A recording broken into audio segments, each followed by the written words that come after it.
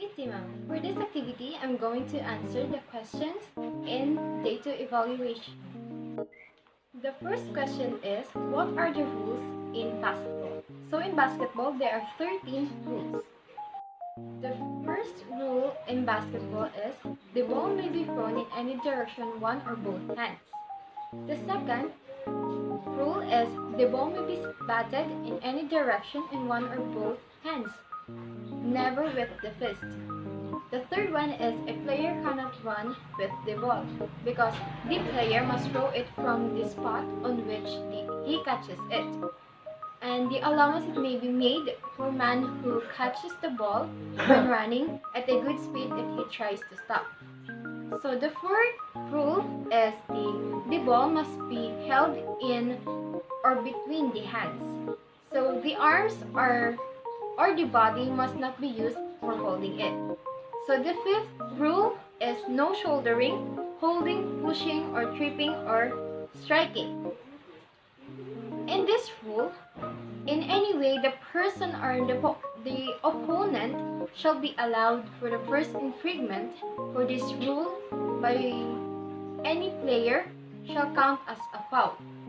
The second shall be disqualify him until the next goal is made, or there was an evidence that intent to injure the person for the whole of the game.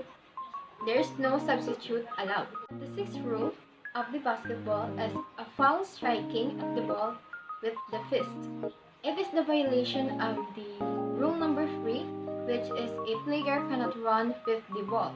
It is also violated with the rule number 4, that the ball must be held in or between the hands, and such as described in the rule number 5, the no shouldering, holding, pushing, or tripping or striking. So the seventh rule in the basketball is, if either side makes 3 consecutive fouls, it shall count for a goal for the opponents. If it's consecutive, means that without the opponents in the meantime making a foul. The rule number 8, a goal shall be made with the ball is thrown or batted from the grounds into the basket and stays there. It is providing those defending to the goal that do not touch or disturb the goal. If the ball rests on the edges and the opponent moves the basket, it shall count as a goal. So the ninth rule in the basketball is, when the ball goes out of bounds, it shall be thrown into the field away by the person first touching it. It means that in this rule, in case of a dispute, the referee shall throw it straight into the field. The thrower in is allowed within the 5 seconds. If the holds it longer, it shall be go to the opponent. If any side persists in delaying the game, the referee shall call a foul on that side. And the rule number 10 in basketball is, the referee shall be judge of the men and shall note the fouls and notify the referee when the 3 consecutive fouls have been made. This means that the referee shall have the power to disqualify the men according to the rule number 5, which is the no shouldering, holding, pushing, tripping, or striking. And the 11th rule in the basketball is, the referee shall be judge of the ball and shall decide when the ball is in play, in bounds, to which the side it belongs, and shall keep the time.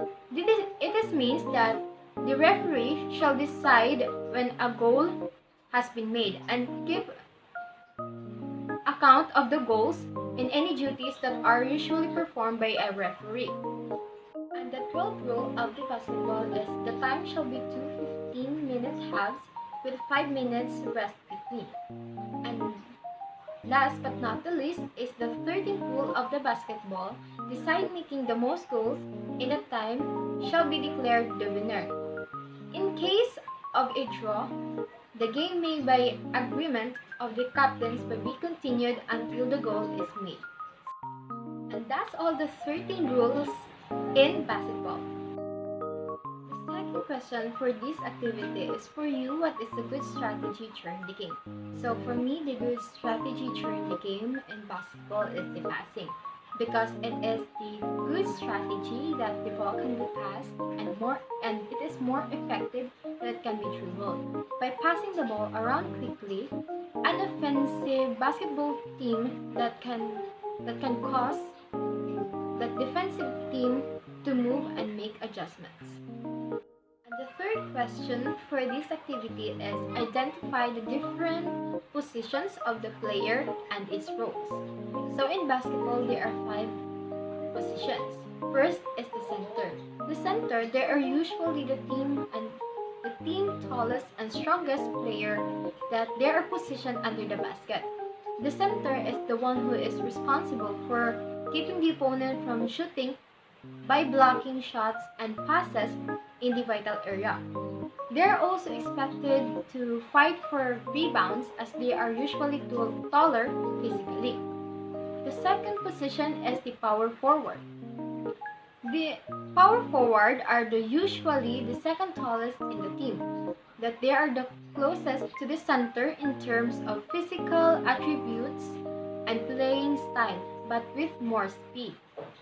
The third position is the small forward. The small forward, they are usually the shorter of the 2 forwards on the team, but plays the most versatile role out of the main 5 positions. And the fourth position is the shooting guard.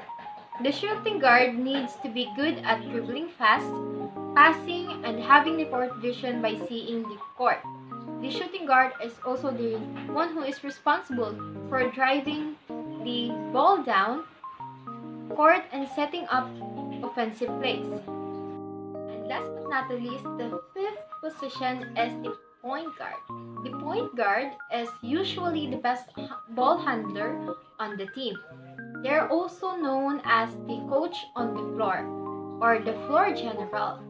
A point guard is the one who is responsible for directing plays. And that's all the different positions of the player and its roles.